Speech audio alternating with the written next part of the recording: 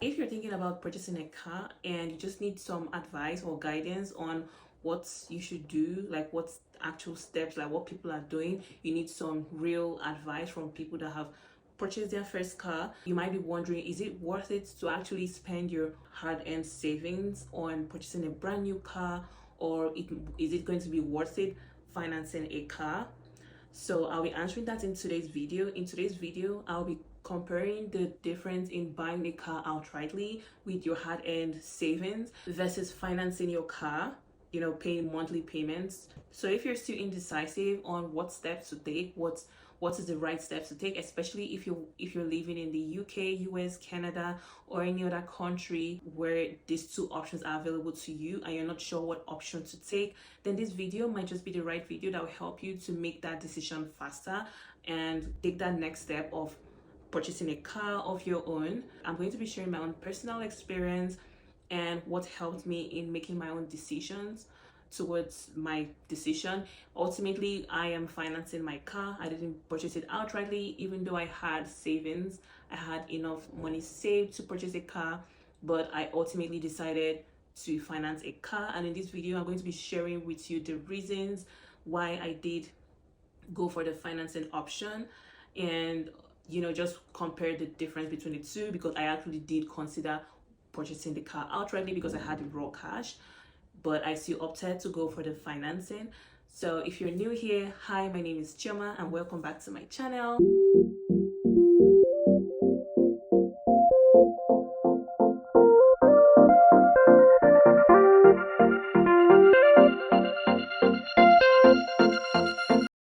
Okay, so first, personally, when I went to purchase a car, I went to a car dealership. I was ready to purchase a car outrightly, but the truth is that my budget could only purchase a 2014 car or a 2015 car or 2016. So basically, they're kind of like older models that my savings could purchase outrightly. My savings was not enough to purchase cars 2018 and above, like 2018 up until 2025. And also at that moment when I went to purchase a car, I already had my job offer letter. I was still new in the job. I had not passed my 3 months probation. So you know what that means, that financing might not be the best option for me, because obviously you have no lender wants to grant you loan or financing, because they're not sure if you keep that job longer than 3 months, right? Because I have not passed probation period when I went to purchase my car. So I decided, okay, what am I going to do? What am I going to do?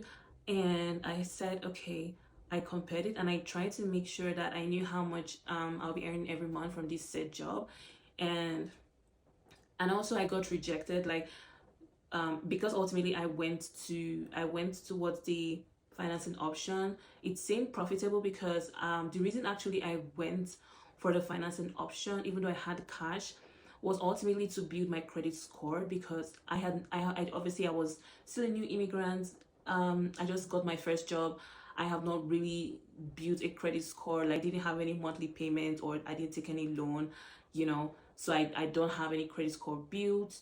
So I just decided to take that car financing option as an opportunity to build my credit score. So if you're someone who lives in the US, UK, or Canada, you understand what I mean when I say building your credit score, because in the long run, when you're ready to maybe take a mortgage payment or maybe take a business loan, they're ultimately gonna check your credit score and see if you're someone that always pays off their debts. They don't want to give loan to someone that is always in debt or does not meet up on their payments. So I decided that, you know what, even though I have the cash, I'm going to still take this route of financing to build trust, to build my credit score, and potentially build that opportunity in the future where the case may arise where I might need to take loan. So that's what pushed me to go for the car financing option. And I definitely got declined. Like, the regular banks declined my car loan application. I got lots of rejection. I think I had I can't remember how many. Was it 3 or 5, or up to 5? I can't remember. But the car dealership guys that I use, they were hell-bent on getting me a company that will finance me with like zero credits, zero credit score, and zero, like, no source of income, because even though I have an offer letter, it's still a bit tricky for lenders to lend you the money. So they kept on checking for me. They went all the way to check different lenders to see who approved my application.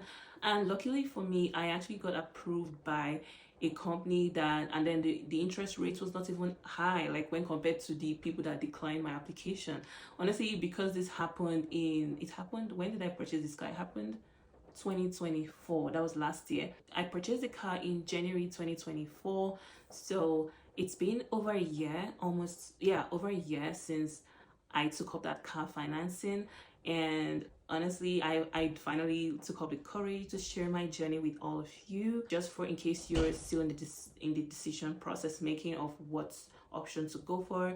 So hopefully this video can help you make that decision. But if your situation is different and maybe you don't have a steady source of income, if you're in that situation where your income is not steady every single month, then you might want to go for the option of buying it outrightly so that you're not chasing bills. Because if money is not coming in, you will definitely find it hard to keep up with the financing option. So in that regard, purchasing a car outrightly might be the best option for you. If you have your cash upfront, like if you have your lump sum of cash maybe in from your savings, it might be the best option for you to purchase a car outright, so you don't have to worry about the interest rate over the years, you don't have to worry about monthly expenses, and ultimately you save money on the long run because you're purchasing it outrightly, so you have a little bit of savings compared to when you're paying it monthly. But if you're someone that maybe has a job offer letter, even though you haven't started yet, let's say you have a tentative start date, you have an offer letter, it might be a struggle to find a car loan lender that will do this for you. But from my personal experience, I did find someone, even when I hadn't started the job yet,